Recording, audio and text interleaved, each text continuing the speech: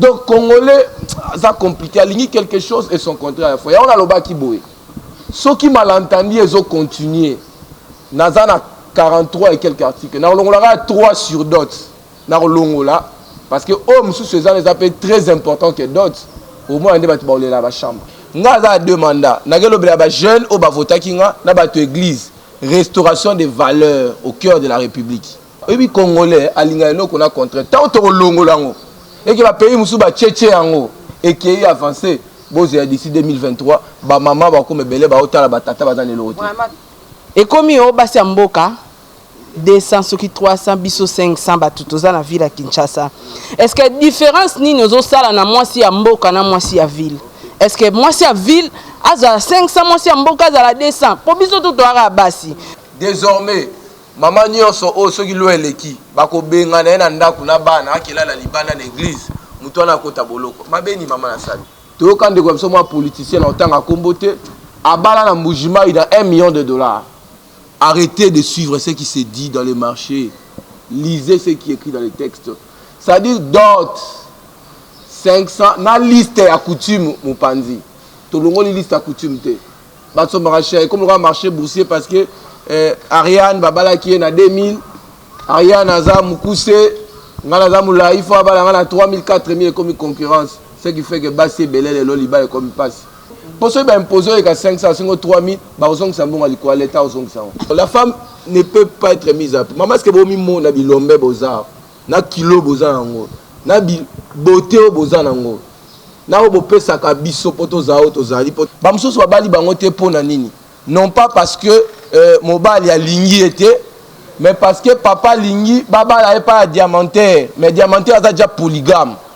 Moi la continue à liba la polygamie, bolingo ezate.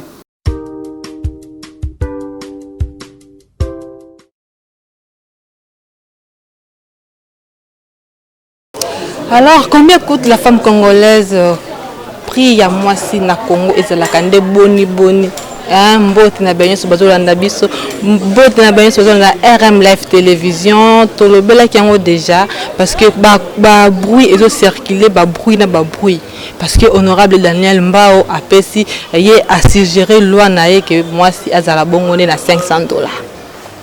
Ba point de vue na biso za partager o ya lobby eloko mususu o ya biloko mususu kasi biso lelo na RM Live Télévision to sengi moko aya ko expliquer biso makambo yango eutaki wapi e banda ki ndenge nini akine ko proposer loi wana azwa mwasi na valeur te bandeko parce que to ça émission est tellement ébélé que ye moko a proposer que afin na ba maman a expliquer biso pour na nini de considération ya bongo nde lelo siko tozolanda awa na RM Live Télévision bo zapete bo le place mususu te bo sauter pe bo sauter vidéo te parce que azo expliquer biso ndenge nini autaki na loi wana autaki nango wapi pona nini proposition wana est-ce que zali avantageux pour la sociale est-ce que ça avantage pour na mwasi.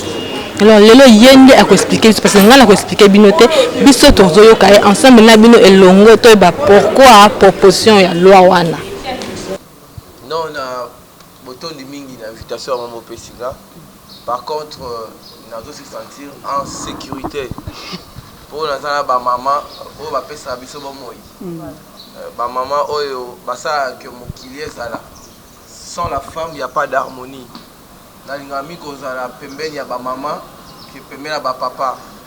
Pour maman n'a pas ça lobiko.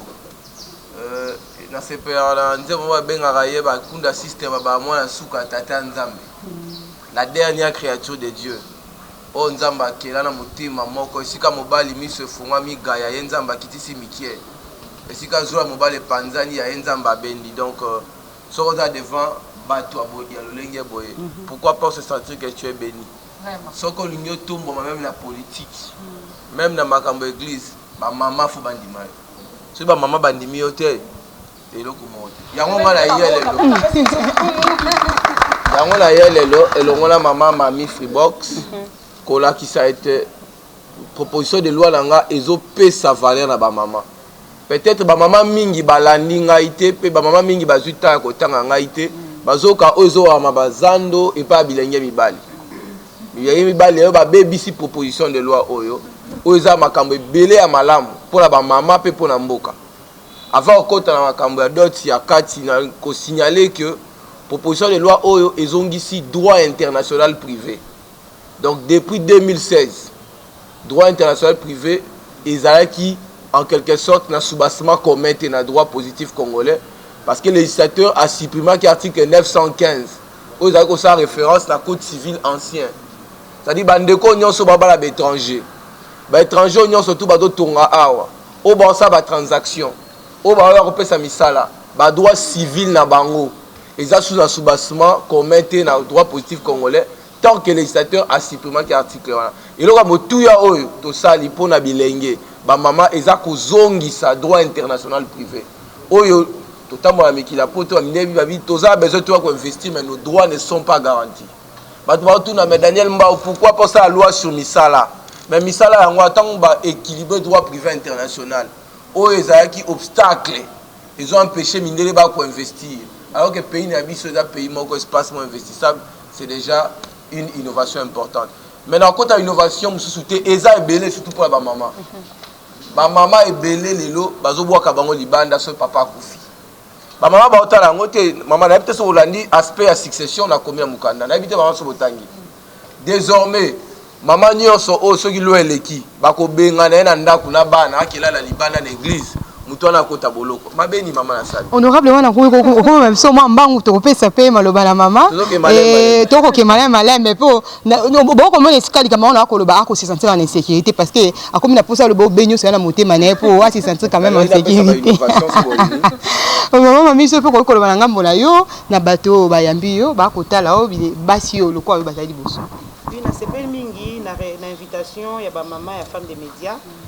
Na vraiment mbangu parce que vous remarquez mingi dans la réserve belé pour les canaux chaîne et tout parce que na eu le belaka c'est quoi la cible réelle so na za na posa ko tombola ndé bolobi ba maman pour atteindre classe moyenne bien classe yasima il faut qu'on y ait ba émission ni roleka. Donc on a sepeli pour répondre à l'émission na bino parce que na dit que et pour atteindre ba tebeli so na za na posa so na ba konzi to pour atteindre si la ba konzi to bien puisque to robeta ba porte et on moni na izalaka na évitaka mingi ba émission na za trop na ba média té bien que ngamo na zali pe mona ya côté ba média on a facile alors na sepeli mingi c'est vrai to sentir moi défensif moi honorable azane na kimia loi wana na ezali loi moko malamu c'est vrai que il faut la vraiment vulgariser parce que Congo la ngaka kozwa kaka elo moko ya likolo o eza ya motuya batela ngo minité c'est o ya likolo bêtise o ba sala buzz de bakomisaka yango populaire mais tozali vraiment na esengo ya ko se retrouver awa pour que to ko répondre à babituna mususu pona ko apporter lumière na mituna na ye surtout pe na mituna na ngai on a yoki que biso ngai mami tozali wana kaka pona ba mama ya une certaine classe pas du tout na ko kawana ngamona rachula Carmen habité et comme monopoliser parole na kati ba mama ils ont ba mama où ba ko diffuser na ba télévision monsieur sengaka français télévision monsieur sengaka par exemple un CD de kotika et sengaka biso ba quatre langues nationales et puis na ba YouTube monsieur sengaka lingala ndeto to ko linga to pesa mama na actu 30 bien en français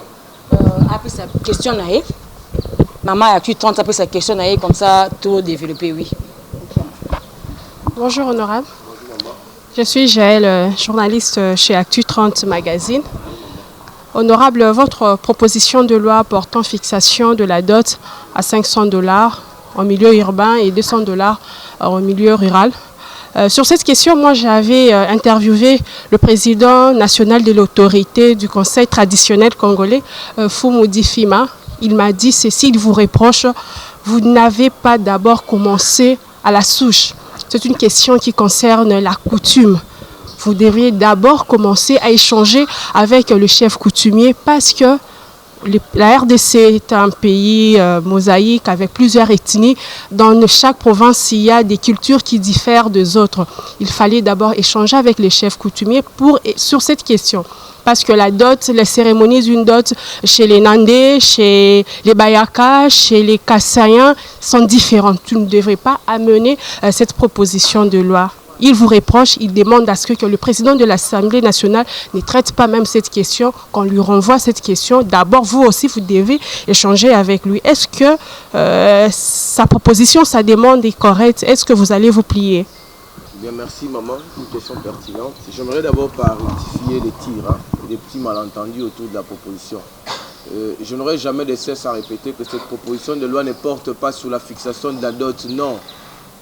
Elle porte par contre sur la modification du code de la famille du 1er août 1987. Un code qui comporte près de 935 articles. Ma proposition de loi touche 40 articles ou plus.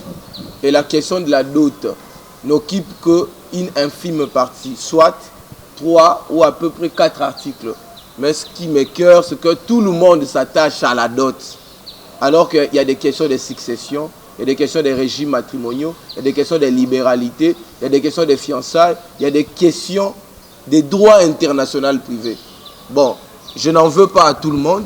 Je comprends finalement que les Congolais s'aiment entre eux. J'ai compris à travers cette proposition de loi que les Congolais s'aiment entre eux et qu'ils sont trop attachés au lien matrimonial qu'à d'autres. Quand on parle de la dot, l'ibala, babalana, donc ils sont très enthousiasmés. Alors qu'il y a des questions encore plus fondamentales que la question de la dot dans ma proposition de loi. Bon, pour répondre rapidement à Foumoudi Fima, je voudrais dire à Foumoudi Fima qu'il n'a qu'à se référer à nos textes juridiques. Il y a la Constitution et le règlement intérieur de l'Assemblée nationale. Nulle part il est indiqué dans nos textes qu'un député national, lorsqu'il a une initiative parlementaire, il doit préalablement passer devant un chef coutumier. C'est inconstitutionnel. Ça n'existe pas. Le texte a été dûment déposé à l'Assemblée nationale. Il y a une procédure qui doit être suivie. La première des procédures, c'est qu'il y a un bureau d'études qui va examiner ces textes et va donner ses observations sur le plan technique. Et le bureau d'études peut recourir éventuellement aux techniciens. Et puis finalement, le texte va être envoyé en plénière en débat général. Et les députés vont débattre, parmi lesquels il y a aussi des chefs coutumiers. Il y a des députés chefs coutumiers. Et même quand le texte plus tard montrera au Sénat, il y a des chefs coutumiers qui sont cooptés au Sénat. Donc s'il veut débattre sur des questions de la famille, il n'a qu'à attendre la prochaine législature, qu'il aille en compétition, il va devenir parlementaire et il va faire des propositions, peut-être des modifications. Mais après cette étape, je suis rapporteur de la commission PAJ, donc la commission technique, la plus grande de l'Assemblée nationale, qui corrige, qui élabore et qui assainit les lois. Notre commission va faire un travail. Je crois que la commission va s'ouvrir à d'autres experts, professeurs d'université, ainsi de suite. Mais, d'ores déjà, je signale que cette proposition de loi s'arc-boute sur des riches travaux et abondants, si vous voulez bien, de la commission des réformes du droit congolais, mais en même temps sur les travaux préparatoires du Code de la famille de 87 et aussi bien de la modification de 2016. Donc, ne regardez pas fondamentalement cette question de la dot. C'est vrai qu'il y a un foisonnement culturel au Congo et qu'il n'y a pas de coutume nationale et transversale au Congo. La coutume est locale. Mais cette question de coutume est déjà réglée depuis 87 parce qu'il y a des questions qui étaient du ressort de la coutume, qui ont été prises en charge par la loi. Même la question de la succession. Dans nos coutumes, quand tu meurs, quand quelqu'un meurt, les biens sont transmissibles au groupe. Parce que l'homme n'appartient pas à lui-même, il appartient à sa famille, au clan, au groupe. La conception de groupalité, si vous voulez bien, ou de la communocratie. Les biens appartiennent à la communauté. Mais le code de la famille, ils n'ont pas consulté à 87 Foumoudi Fima. Lorsqu'on a réparti les successeurs en 3 catégories. Et même le code est allé plus loin pour donner 75% du lot de l'hérédité aux héritiers de la première catégorie. Ça, jusqu'aujourd'hui, beaucoup de chefs coutumiers, beaucoup de sorciers n'ont jamais accepté cette disposition. C'est ce qui fait qu'à chaque fois, lorsqu'on ouvre des successions, il y a des morts qui s'en suivent. Il y en a même qui bravent le code de la famille pour chasser la femme mariée et les enfants. C'est comme ça dans ma proposition, maman, je vous protège. Quiconque vient vous chasser, il est en prison. Est-ce que ce n'est pas une innovation, maman? Donc je pense que les gens, les Congolais, humblement, doivent apprendre à lire. Et si vous voulez bien encore une grande innovation que j'ai imposée, ça c'est même dans l'intérêt des mamans, Freebox Mamie et bien d'autres femmes. Désormais, la femme aussi peut fixer la résidence. En 2016, il y a eu un combat, on a reconnu la pleine capacité de la femme mariée. Parce que la femme mariée était soumise à l'autorisation de son mari. Elle ne peut pas, imaginez, une femme ne peut pas, quel que soit son niveau, docteur en droit, docteur en médecine, docteur en économie, elle ne peut pas entreprendre. sans l'autorisation préalable de son mari. Donc cette incise-là a été élaguée. Mais en 2000, maintenant avec ma proposition, je lui donne la possibilité de déterminer aussi les lieux de la résidence. Mais l'homme restant maître de la famille. Parce qu'il y a beaucoup d'hommes qui ont cassé, brisé les liens matrimoniaux parce que la femme a plus d'argent que lui. À la seule condition, voici la condition pour que la femme fixe, il faut qu'elle ait une rémunération 5 fois pondérée que celle de son mari. Je vais atterrir rapidement parce qu'on court après le temps. Je vais donner un exemple. Il y a une dame à l'intérieur, je parle parce qu'on va la connaître certainement, hein. Une dame qui était enseignante. Elle enseignait avec son mari au village. À l'époque, Gizenga Palou la ligne, comme candidate députée. À l'époque, les gens du Grand Band n'entendaient que la voix de Gizenga. Et la femme a été sans effort élue députée nationale. Et l'homme n'a pas voulu quitter Kikwiti pour suivre sa femme ici. Au motif que moi, ça l'andara moi cité. Et puis plus tard, cette femme-là devient première vice-présidente de l'Assemblée nationale. Elle a occupé le poste qu'occupe actuellement Kabound, avec tous les avantages que vous connaissez. Le cortège, ainsi de suite, l'homme n'a jamais supporté et les liens s'est éteints. Est-ce qu'il faut continuer dans cette logique-là? Vous travaillez ici, on vous mise quelque part. Cette dame, c'est une femme de valeur. C'est une femme brillante, c'est une femme intelligente. Elle peut rencontrer une opportunité qui dépasse celle de son mari. Il se pourrait que certains d'entre nous puissent avoir des maris modestes, un mari huissier mais têtu, qui ne veut pas suivre sa femme. Est-ce pas une innovation pour vous les mamans? Arrêtez de suivre ce qui se dit dans les marchés. Lisez ce qui est écrit dans les textes. Cette proposition de loi vous est avantageuse. Merci. Maman, il est balé. La linga la siko.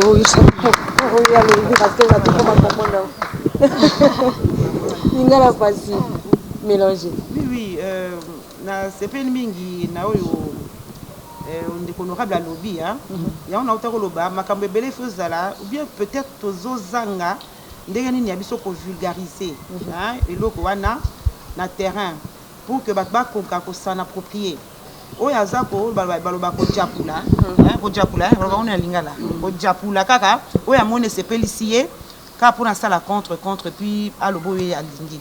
Yango to lingi ba maman biso le quoi tozali mouvement international des femmes dynamiques d'Afrique tozali wana pona ko sunga ba maman ba s'impliquer ça na kati ba faire kakate na makambo etali pe ba loi o etali biso parce que combat na biso pe ezali que lobby assemblée nationale wana tonda pe na ba maman parce que so ba maman bazali ba meilleur canal oyo et ko faire véhiculer message, tu vois, vous voyez.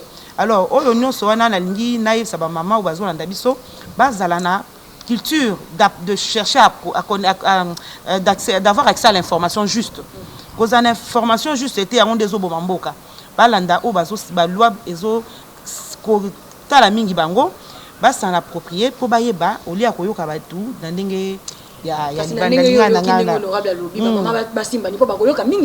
oui, ba maman o loi o ezali très bénéfique pour la maman pour les combat na biso ya mikolo nyonso.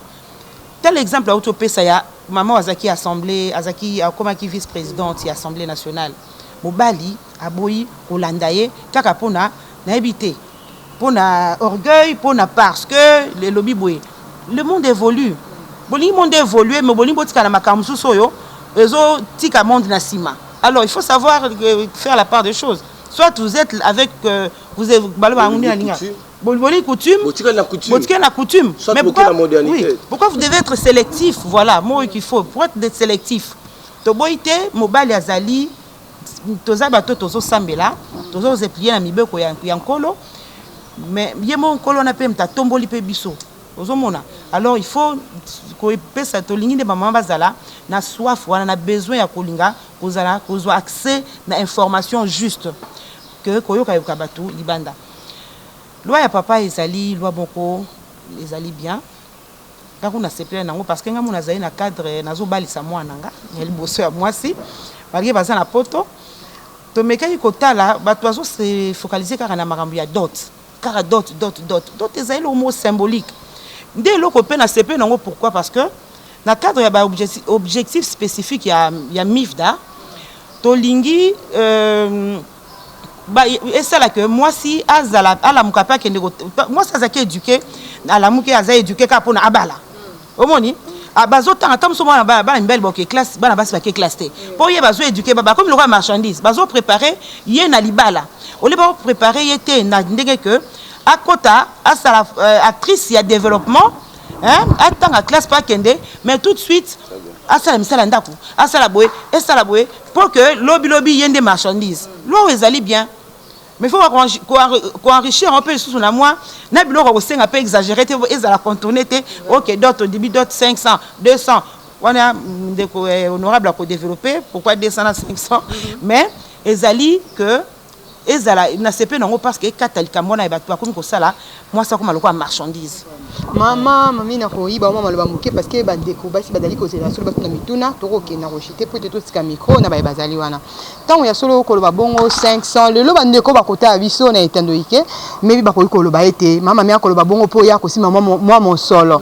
A ko senga 500 na moi mon solo ana bongo ko lambela ba bokilo ana bongo to mona ba bikolo mususu ba ko bala moi sineti bandeko na biso ya Équateur na ko pesa ba ngombo te tant na ko loba bongo na comment déjà bande kona biso bana sima sara to la badana sima to kopesa bango to komona bakoya wana ba ko senga lokese obi lokese o benga ngando mokie tango to koya bola mbela biso lokese tango to koya bola mbela biso nini babenga kango ngolo moseka tango to koya to koluko be nzombo oyo awuti na nini famille mobali ba ko senga lelo ba famille comme ba famille pauvre bola banko ba moko soko keya wana libongo so kopela ndi mutu moto. Tant ba ko senga bongo lelo ba parents ba koma ko vu situation ya mboka ba parents ba na moi misoloté mais tant ba ko mona moi bo fils na bango ko ya ana moi lo ne ba bité ba matisa mo lo boko po ete mbongo wana esunga bango kaka ba mona lenge kani ya ko embena ngo ba paya na ebité yo lokola maman wana pe okopesa so ki va mususu. Mais il faut faire la part des choses. Est-ce que d'autres yangonde d'abord il faut comprendre d'autres wana les années. Mon solo wana na ba bien te yo na linga politique o ngana koko bakisa na loi oyo ya ndeko honorable na zo apuyango pena ngolo bakisa que la famille et la famille de la femme et la famille de l'homme puissent se mettre ensemble pour organiser toutes ces manifestations. Pour nangai pour ezalate pourquoi est-ce que bino boko exiger ba bloc belé bien que la ndinga mboko na bino et puis la famille wana a dépensé plus. Moni, ils appellent quelque chose, hein? Ils appellent quelque chose, moko, oh, il fallait. Et quand ça moi, puis moi, il y a passé. Quand ça moi, pili. Donc voilà. Ce n'est pas, ils cause à la raison, oh, nous bossons la dot. Il faut la symbolique. Banco ban appelle quoi, bon, balia, on va couper, on va couper, bah, il m'a mis ticket lipé. Oui, parce que pour ça, maman tombe, pas côté là, maman. Mais ali fait, non, il y en a lobby, bisoto lingi. Lobby, mentalité na biso échangé. Ne soyons pas sélectifs. Tolingi ba na biso ya basi ba kende liboso. Nous devons déjà préparer tout ça à la base, n'est-ce pas? Olingo comme ça moi non marchandise. Olingo pas ça moi marchandise. Ba na tous les ça pour tous les tende maman le simba te yo le biso ki ba mokilo ba koya ba kanganzala. Te ba kanganzala te ba ko kotina bilo ba linga kati. Ah bon? Eh oui. Tant mobile azoya à cause de la disposition parce que la famille azo kende ko balela.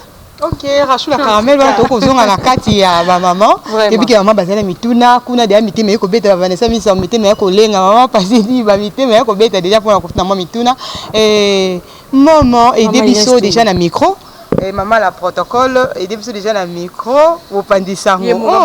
Très bien. La charité bien ordonnée commence par soi-même. Vraiment. Vraiment, je remercie quand même audience Oyo. Je pense que maman, papa, c'est là. C'est Inès Toumba, je me présente. Pour les comptes de Occasion Télévision, je pense que l'émission Il est Femme Idéaliste, c'est l'une des émissions que je présente aussi. Alors, question à un bandana honorable. En tout cas, merci pour la besoin honorable. Ouais, photo de Mayango. Parce que c'est tout le monde qui en parle. Et aussi, on néglige franc congolais. On dit quand même au taxé à $500. Pour valoriser le dollar parce qu'on a payé à lutte na biso hein tolingi peut rappeler montant en francs et ça la biso paie bien. Alors en outre c'était le moment d'initier cette loi. Ou alors c'est le moment est-ce que parce qu'il y a tant de problèmes au peuple là ils ont la solution mais on voit l'honorable qui apparaît avec la loi pour voir la dot à $500. Alors en outre vous avez aussi tenu compte de la vie sociale du Congolais. Auto traversé maintenant pour kozonga un peu si na proposition ya ndeko Moussao voilà et puis je vais dire quelle influence portera cette loi face à la culture congolaise on en a vraiment besoin. Si je dois en finir, voilà la zone LP maman.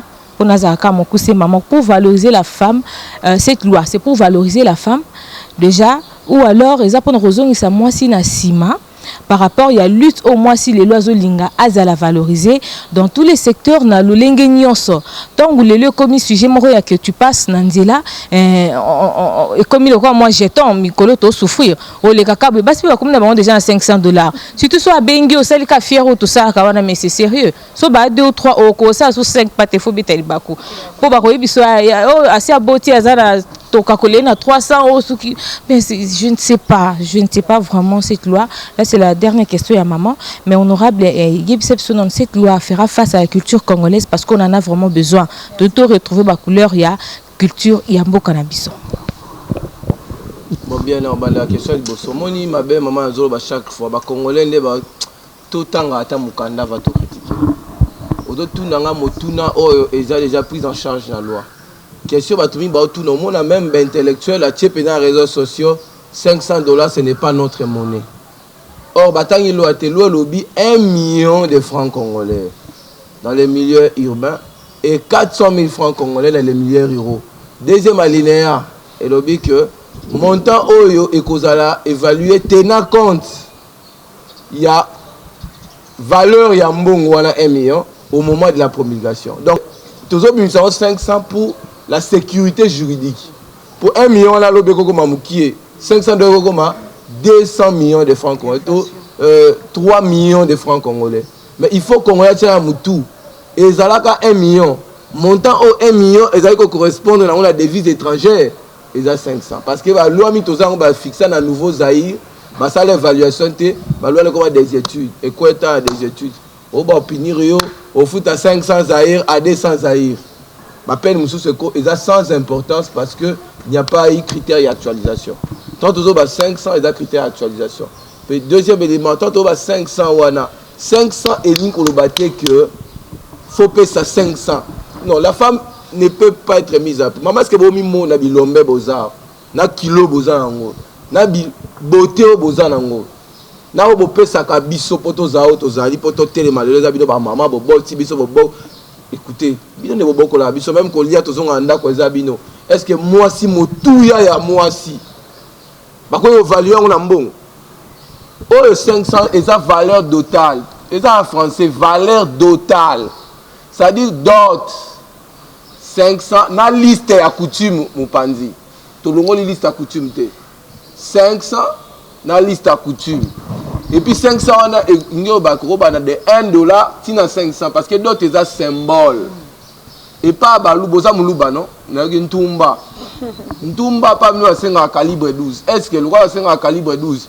Il faut le roi na Kinshasa au senga biso groupe électrogène il y a 758 000 kVA.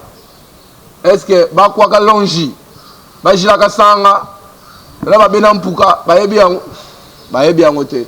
Est-ce que pour autant qu'il faut 5 moutons, après ça, il y a un congélateur, une caméra digitale, pas la moi si, ou comme si moi le roi la marchandise. Et puis, terme ça passe, c'est quoi? Tant que on la bino mamantumba. Mamantumba, moutazo c'est une facture. Est-ce que moi si, beaucoup c'est les factures. Facture c'est le langage à Zando. C'est le langage à Zando. Ma maman va autant la tenir, ma papa va autant te donc et comme il y a un commerce. Ce sont des commerçants parents. Na bala baso ba iba miteka cher. Baso marché par fierté personnelle. Baso marché comme le marché boursier parce que Ariane babala qui est na 2000, Ariane aza mukuse, ngala za mula il faut abala na 3000 4000 comme concurrence. Ce qui fait que Bassi Belel et Loliba comme passe. J'ai reçu des femmes qui sont venues à mon bureau, ba musu ba honorable. Bako samnote ko landa Instagram wana te mona wana. Ko landa ba TikTok wana te. Omoni ba fier surtout ba tchaba bazobo na butu ba e mingi balelaka ngabi c'est faux. Abi oui mingi balelaka bi basi ya ba âge na biso 30 ans ti likolo tondimi na biso. Ezande ba leke amikio yo fiançailles ya boyi fiançailles ya bazomo na zanan nde bazo memango na ndenge ya fierté. Or je veux vraiment m'expliquer l'auto balinga là. Eza monté à moi cité 5 c'est ça fourchette. Mais na côté ba mama bolanda na côté soki okuta na moi mobile ya zana mbongo. Anyaba la mwana na yo tunaye est-ce que koiko kende likolo te soki alingi akende likolo to benyango clause de convention numéraire to quand de comme ça moi politicien en tant akombo te abala na mbujima il a $1 million parce que pas la bango ba tété là d'autres ba aussi mutuka ka pesa eloko yo lingi pesa ba benga ngo okunji donc soki oza sur na yo ko za mobile za na mbongo ebele akende de là $500. Tu as ces droits-là. Ah, on peut citer, hein? Il est interdit maintenant que la famille à moi si va imposer que les 500. Au moins, pour ceux qui imposer les 500, c'est 3000, bah aux ça bon à l'État aux ça.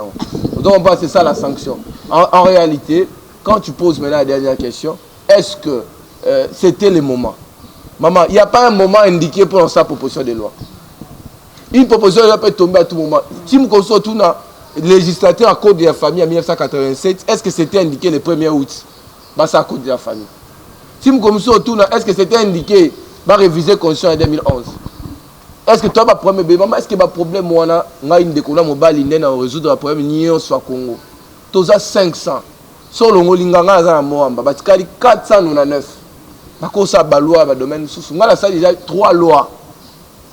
3.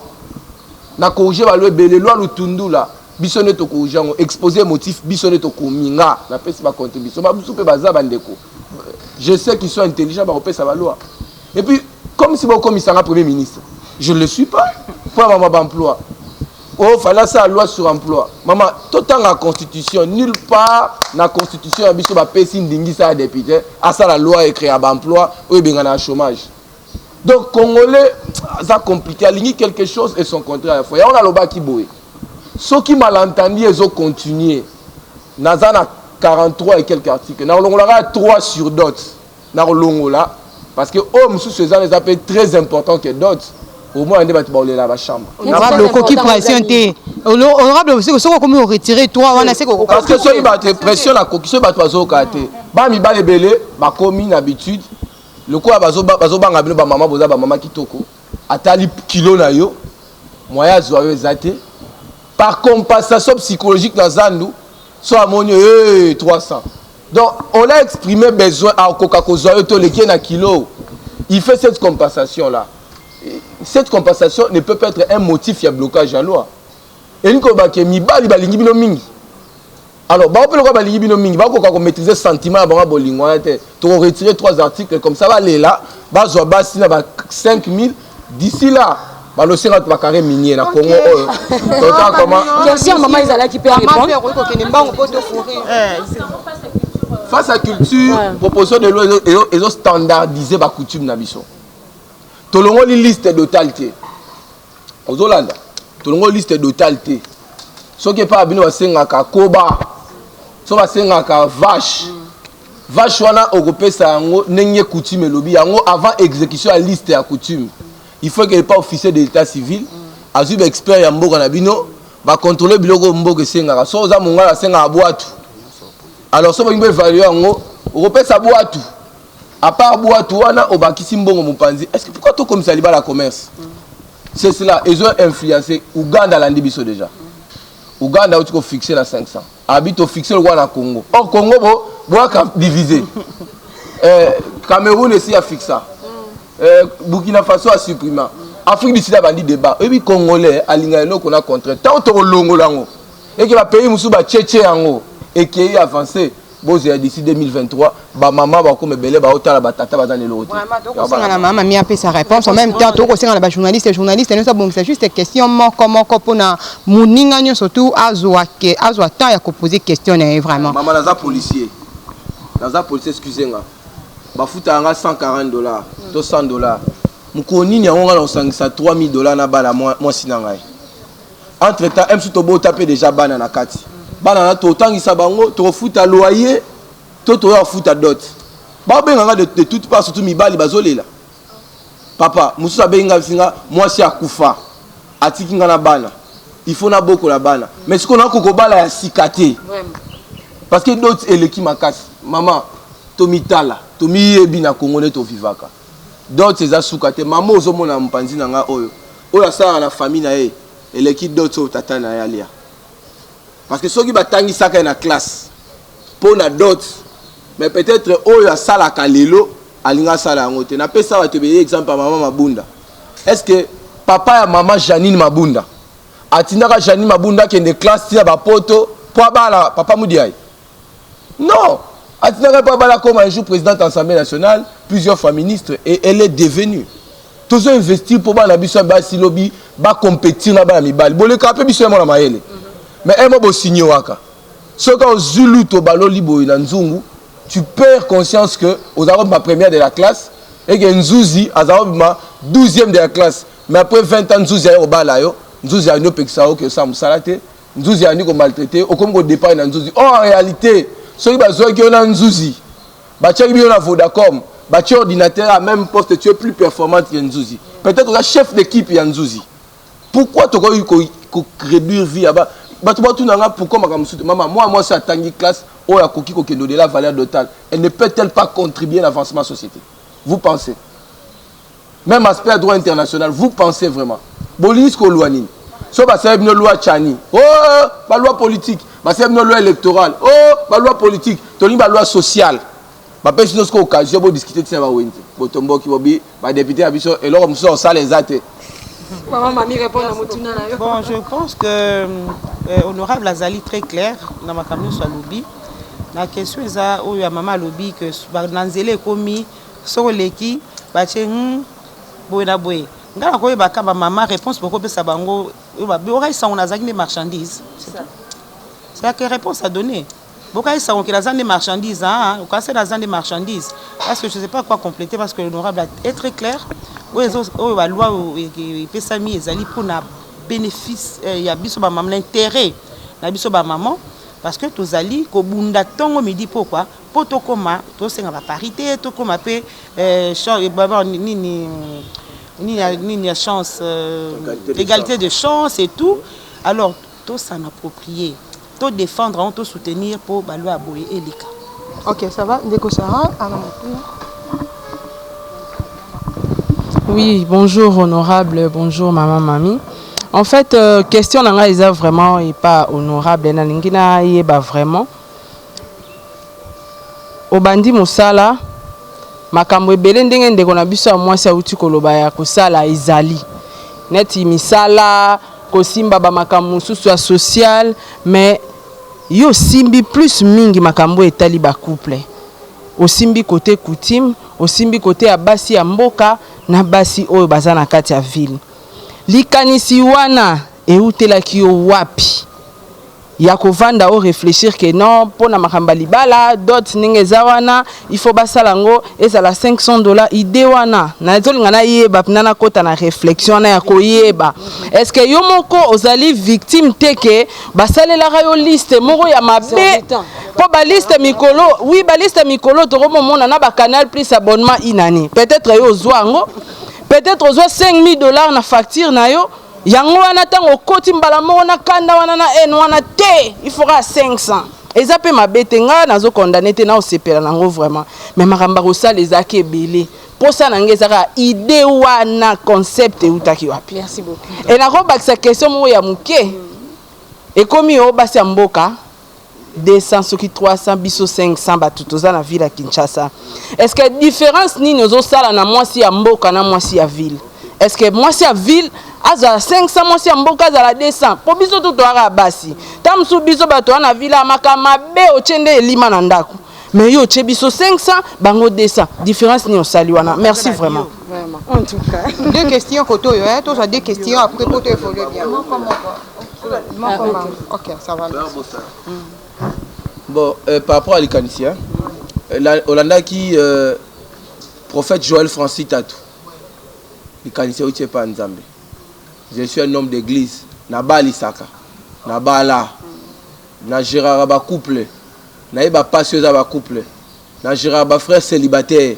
Na ba préoccupation à frère célibataire. Na pe ba sero bayaka. Sera Zuli bala qui m'église. Na ba sero bayaka pour na luka mabala na église. Donc zo mona mutoyer requête na ye libala. Azo lala na mabele. Libala. Mais ce que tout n'y est problème à libala OK musika papa tient liste moulai. Donc c'est Dieu qui m'a inspiré. Et tant que tu as une question, mais tu répondre à la Constitution, l'article 122, l'article 123, à limiter pouvoir à député.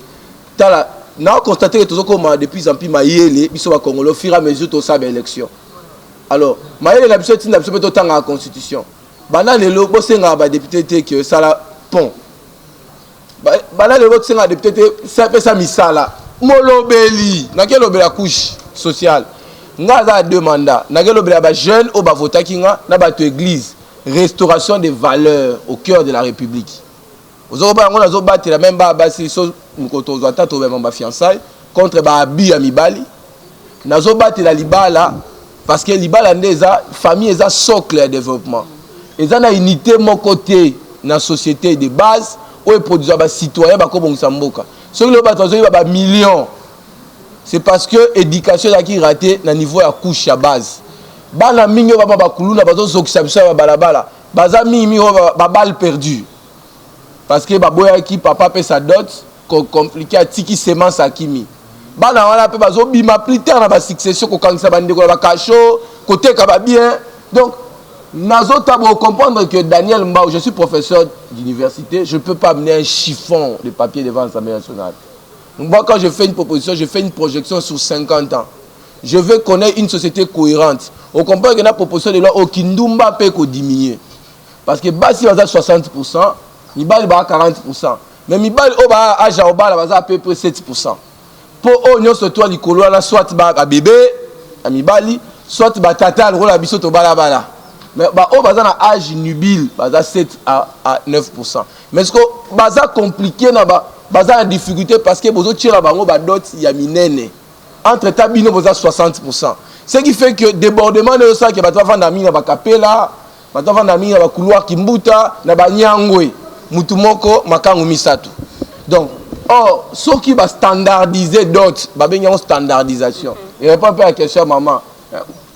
Tu vas standardiser d'autres, Mutua Mutozala, na Mwasi naye, Mutua Mutozala, na Mobali naye. Non, et qu'on diminue Makasi. Tout est qu'on diminue. Parce que moi, si on a un sous Chibao, déjà ça continue. Bamsous wa bali bangote pour nanini. Non pas parce que Mobali a Lingui était, mais parce que papa Lingui, Baba n'avait pas diamantaire. Mais diamantaire a déjà polygame. Moi, la continue à liba la polygamie, Bolingwezate. Moi, la zomona, oh papa zomonate. Oh, Mobali a Lingaba peut-être ça à la banque à $500. Et puis, quand Moussous, Baba Simsou Balobate, qui n'a pas Gomba, na kuta baka abali mobali mais ngumanda bisambo nandako parce que papa lingaki mbongo ebelé alingaki ba groupe électrogène ngumanda bimisa puis moi na tia comme un peu sirène likolo ya ba bien matériel. Non.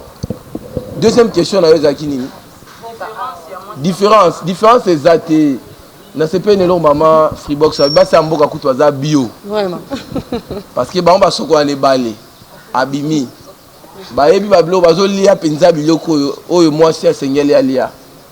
Différence ezakaka na niveau ya territorialité.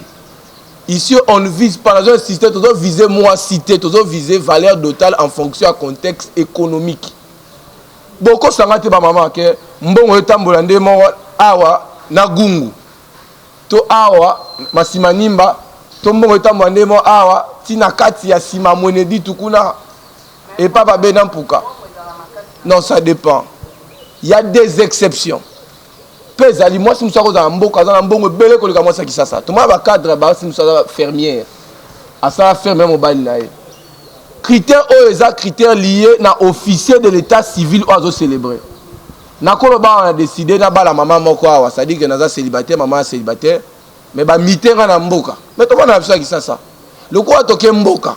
To le qui va tamboka pe na mbongo. Mais tu es officier d'état civil ya mboka parce que mbongo kune zate mboka 20 na kena mboka mutazo senga mbongo okokolobate tchanga mbongo ko honorable na po makasi na van nazo ba papa ni abi okosunga ngai nzamba papa 10 minutes azo insister papa combien 12 000 francs 12 000 francs donc azo 10 minutes azo hésiter est-ce qu'on peut 12 000 francs parce que batouane ngwana tcheba au maximum il y a $500 et ça m'a belé ça moi cité maman.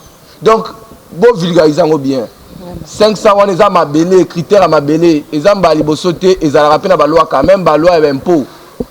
Il frappe pas comme mutute, il frappe pas comme ma belé.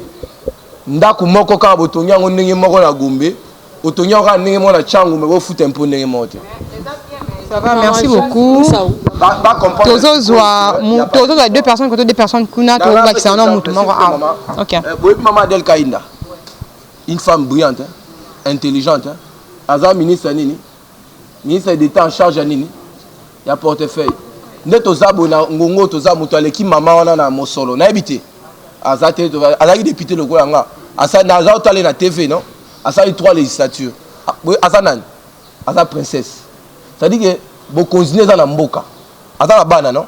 Bana ba vendre en États-Unis. Mais ba ya rappel na mboka kuna. So bali mo na mboka kuna ba na 200. Mais so o ba na kisasa wa, o ba na 500. Et nous ba te moi na wana ya maman Adèle Kainda. Asa moi si assez kulika moi ça kisasa. Batunaki si frappé Kabila na kinga kati ba le na 500. Bon équilibré ba que papa honorable Azali et puis maman pas Azali na ngambo wana. Honorable. Bonjour honorable. Maman pas Azali. OK. Bonjour maman Mani, bonjour honorable. Question nanga eza boé. Honorable, yo fixé dot ndenge batnos bayebi ke $500 baba la moisi mais to ke no exemple et comme ma polygamie parce que na $500 les amis bali musako ba pe basi 10 basi 20 abike nde azabo dot comme $500 na bala nanga basi nanga te belé ba chéri nanga nyonso na lingaka parce que na pesi no exemple boyebi église primitive ya pasteur Kassa bala basi 9 parce que na quatre église na a fixé montant aloba 100 000 francs koba la moisi akuna na kati ya église wana yango to mona ki azana basi ebele non na église primitive tellement polygamie ezali omona ba désordre moisi pe ba vendre sika moko est-ce que idée wana eza bien il y a $500 moi je trouve pour na ngai na sepe na idée wana TD2 batebele bazomi tuna babi chef de l'état poza muluba yango nde a soulever moi na milito ya honorable ko yebisa ke basi baba la bango na moins cher donc eke toucher tina chef de l'état likanisi na wezani par rapport na bon bien question bosobi rapidement kambu ya $500 bon mama polygamie nazanga mo pasteur naza monogame. Constitution sur l'article 40 est fixé le principe de la monogamie. Ce qui fait que même depuis 87, bigamie est interdit. C'est-à-dire qu'on ligne au bali na lemba, au gars au bali na limité. Mais alors mariage à l'herbe va dissoudre en anthésa interdite. Mais polygamie le gars va forme sous la forme polygynique, toute forme polyandrique. Il y a a décidé qu'il peut pénaliser peut-être au moins autant en raté babituna bomituna ba réponse de la carte et ça n'a pas ce moment les intellectuels même dans les réseaux sociaux ils lisent pas ba on a la rumeur que ce tunya polygamie 500 tout ça ba au ba la ndenge ni pendant polygamie mo pas à pénaliser au côté d'infraction non beba ils ont protégé ba maman ils ont ça promouvoir promotion ya basi chef de l'état Badou Félix Antoine Tshisekedi Azana na makambo te. Apparemment c'est comme si tu as annoncé la séparation des pouvoirs. Le président a un pouvoir exécutif. Comment il y a un pouvoir exécutif? Après qu'on influencer mon pouvoir législatif à ça la loi pour Azamuluba. Comment finga ou te balobi ninga za bonga tanksi ba no fele azela ba no tanksi fele ba futa ba 500. Non maman, beaucoup ni avec extrême moi. Tu n'as pas cet exemple. Surtout son ngala mokonza mboka. Avec tout le respect qu'on doit à mokonza mboka. Mokonza mboka bali maman la distinguée première dame qui est Inichi. Bashi, bashi ne basenga. Mais contexte so mokonzi na biso mboka ba ela ki maman to bi ke azaki na mokonzi mboka te. Mais ce qui peut ezaki excessif d'autres wana, je sais pas peut-être ceux qui sont basenga ki par exemple 50 vaches.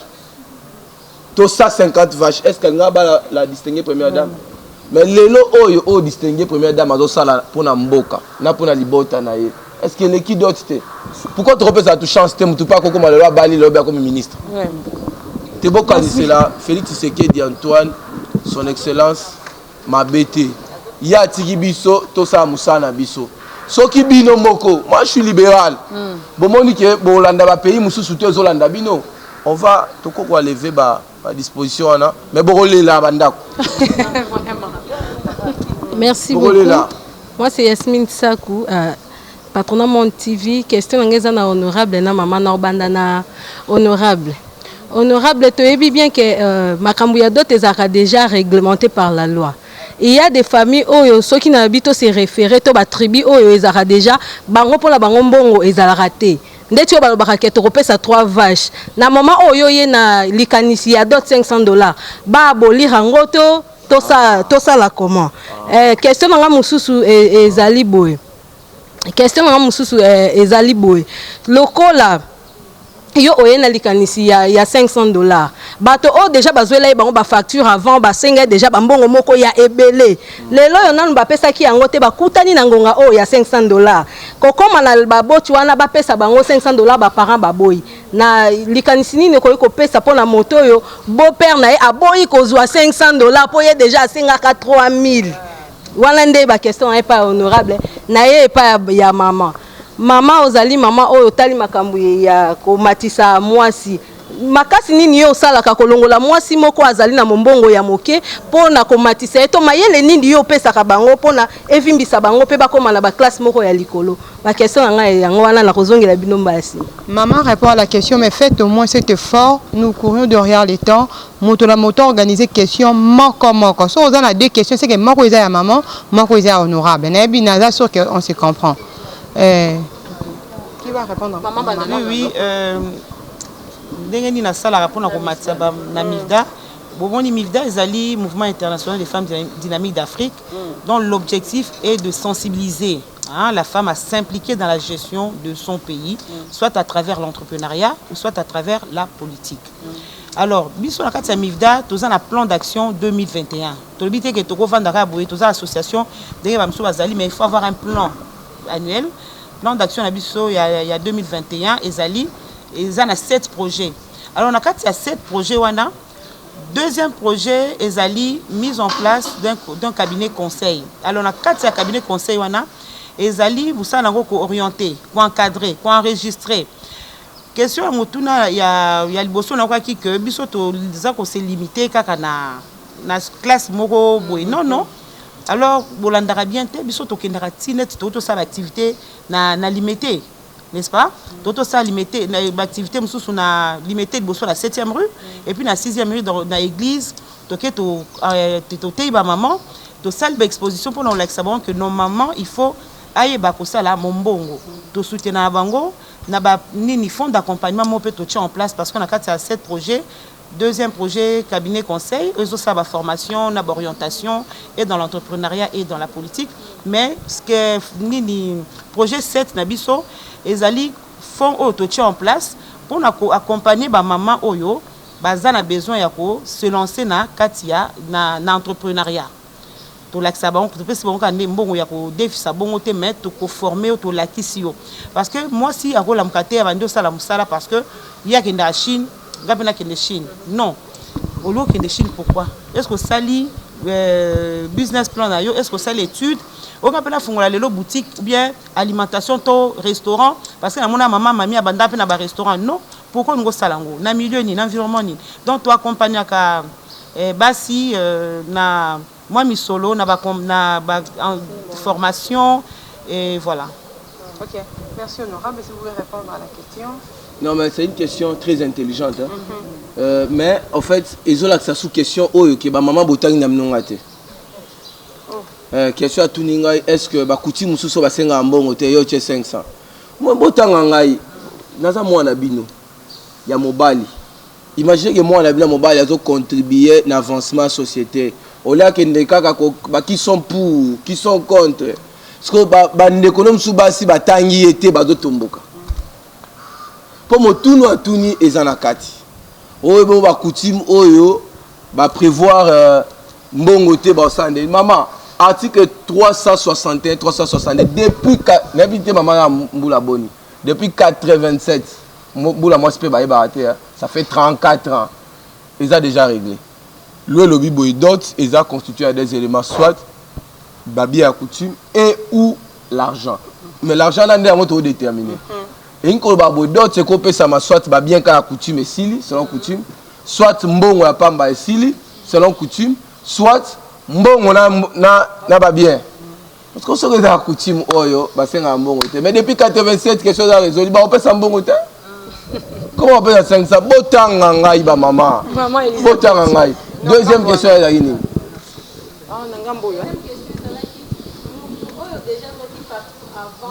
Non, mais loi est dans le promulgué. Moutou a vu facture si quoi, c'est 3000 pèse à 3000 là, papa. Si loi, bon, c'est mon collègue va promulguer. Bah, invité à Bazar Mituna, en tout cas, vous êtes là. Bah, Pandisa Baza, Nanzala Mituna, bah, poser, bon, pas, bah, Imboka. Voilà, namoni balang ebele le bamia main qui Congo balobiti. Muke tout bana ki Congo. Préoccupation non wana ki Congo te. Muke zo kuzaba tangu nge salaka loyai. Est-ce que nge yulaka ba batwanka kange vandi sabo besa quand même moi réunion mo si pidia ke muke zo sala pidia et muke zo tout ba pidia. Est-ce que vraiment bat bokabaka yon kimpila? Est-ce que vous considérez Batou? Deuxième question à maman Yokele. Quand vous avez interprété na lingala.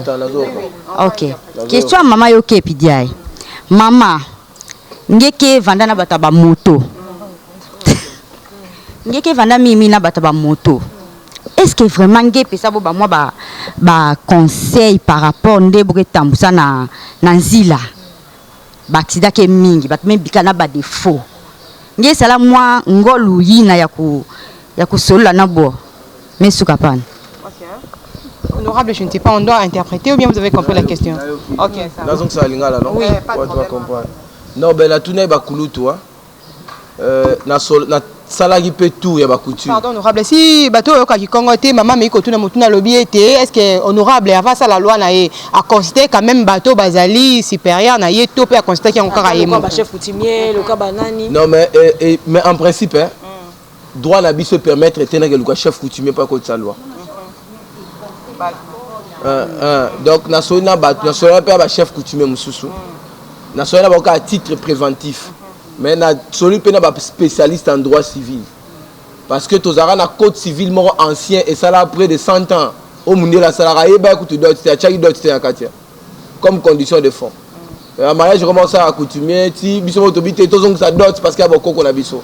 Na 87. Donc na consulter maman merci.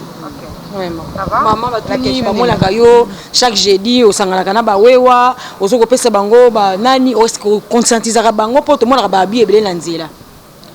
Oui. Kasi et puis bango bazara cible hein soki likambo ya lilamboka bazora bango au moins la wewa to mano kansa ki bazara ka bato de pesa nzoka lelo MLC ya mona mboka Jean Pierre Bemba to monaka tala bango ba wewe bele na sima Martin Fayulu to moni pe tala bango bele na sima en tout cas ezaka ba wewa de pesa. Et voilà, nous avons encore Sabino que Tozali, une ASBEL, de droit congolais. Au Tolobaki, Toroui, Kozala, Kosa et Maramde, on a des photos à un programme, tous un plan d'action 2021 à Bisso. Oh, il y a 4, il y a 7 projets. Tozali, puis un projet 5. Il y a éducation à la citoyenneté. Tobandina, on a formation, sensibilisation, formation, recyclage et valorisation des chauffeurs taxi-moto, communément appelés WEWA.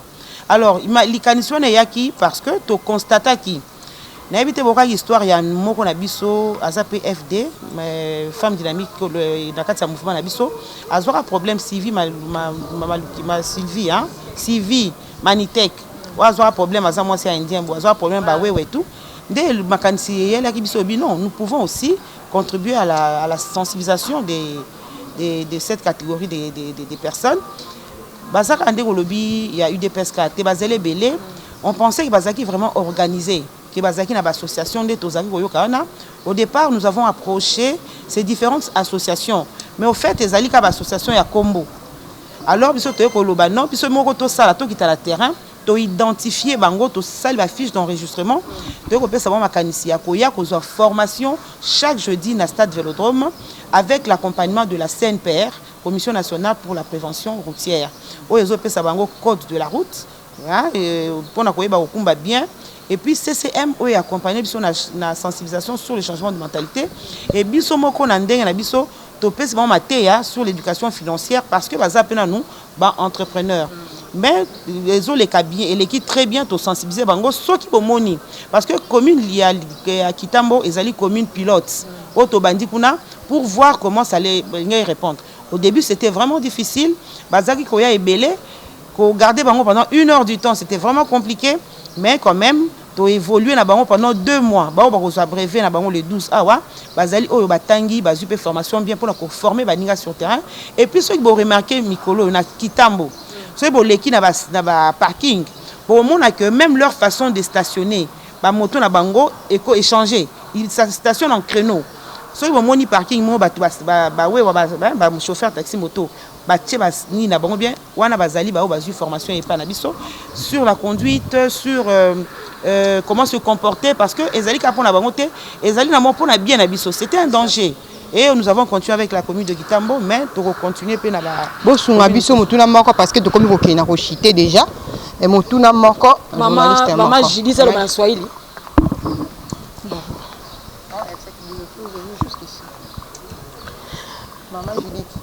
Bonjour, Madame Elise Moulanga, naza na Congo Web Télévision, naza pena Info Congo Masolo, chaîne YouTube.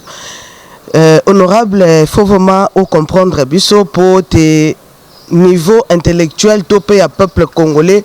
Et ça peut-être un niveau yo memeli peuple congolais te akotanga ka ba article nyonso.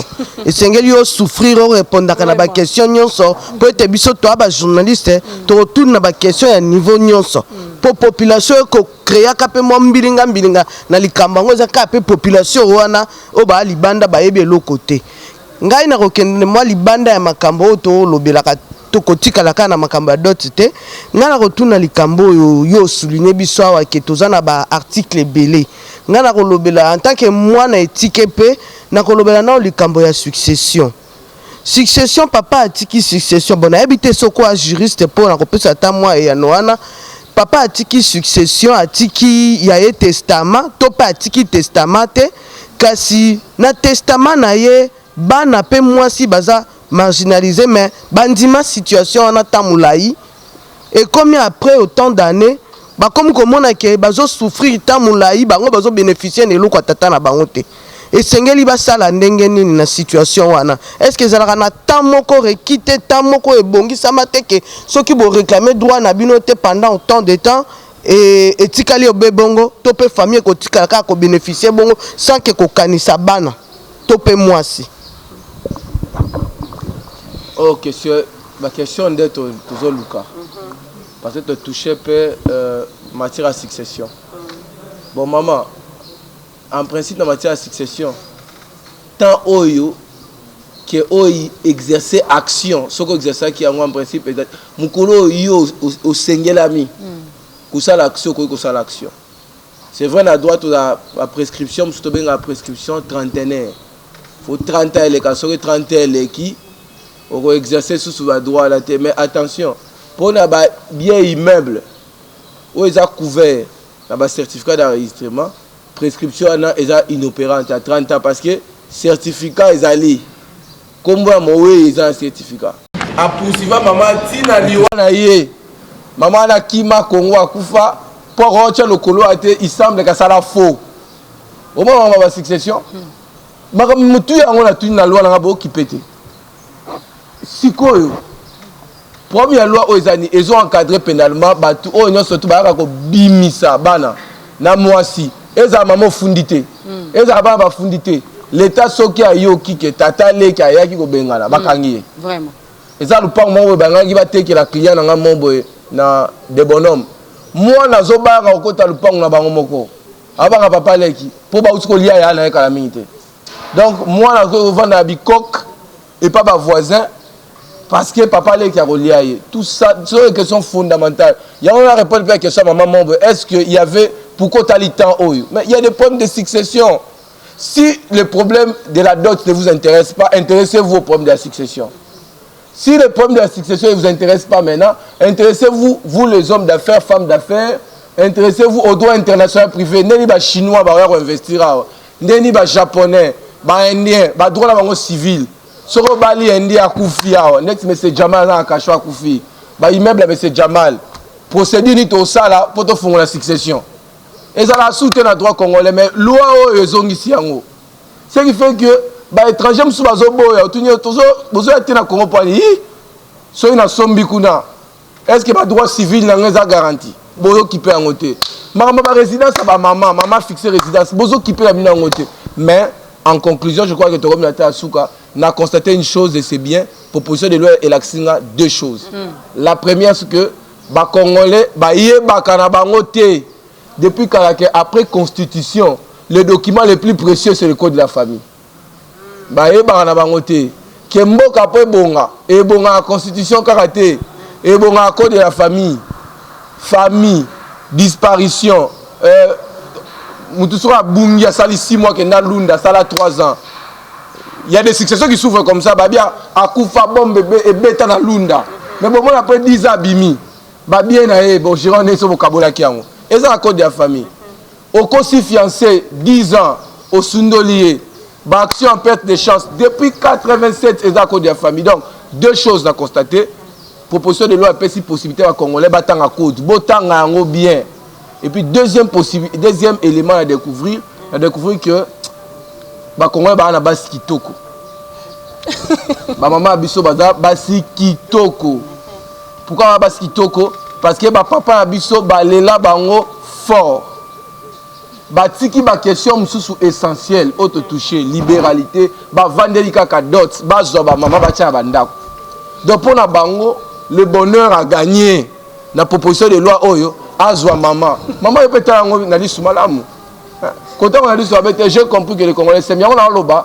Ceux qui boto baby sango binomoko, ba papa na ba maman. Tokolongola kaka 3 articles wana. Bokolela. Vous allez qui nous ébélé penser à Kolanda, honorable Daniel Mbao na RM Live Télévision. Vous d'ici soaka, hein? Que ça bon de valeur et pas Sicilia. Motema ya kudi efande pas Cecilia ndeko ya Jessica Kasongo, la femme de l'homme, moi si Nzambe, moi si ya bato ya 3 fois boss Jano Bamba na monde bongo pe kuna na Egypte Rudi tu sois kazala ki pe wana pona kolanda biso motema ya Cecilia ndeko ya Golden Boy Amonda, la famille Amonda na pesi binombote na pesi pe mbote na benyoso balandi biso na pesi mbote na Patrick Mateba depuis États-Unis na pesi mbote bongo na Suna Sona parce que ye azanga kakotala biso te na RM Live Télévision bolandi bongo honorable Daniel Mbao oyo azalaki pe ye mokote azalaki na mami Fibox ye pe azalaki wana pona kopesa biso explication éclaircissement na mwasi na société Daniel Mbao honorable a expliqué biso que ye akitisi mwasi valeur te na banzi te tolandi biso nyonso ensemble alors to yeba kotanga to yeba kolandela likambo na ndenge ya malamu oleke ekoma na ndenge ya licho ke muto aleka boyeba ke mwasi okititalo mwasi akende bote honorable alakisi ba étape mingi oyo eza na kati ya loi oyo a proposé ezaka pona dotité. Alors vous allez qui vraiment ébélé à kolanda RM Live l'énergie de la presse a bozani bongo te légende Orzi X Néance et pas wapi pas zali pe andaka pe patuna ki mituna na malgré batu bazalaki tellement ébélé que tozu occasion te ya ko tuna mituna na biso auto préparer ki pona honorable kasi occasion et ko zama lisusu mbala sima tukutani bongo mbala sima tukutani mbala sima au revoir.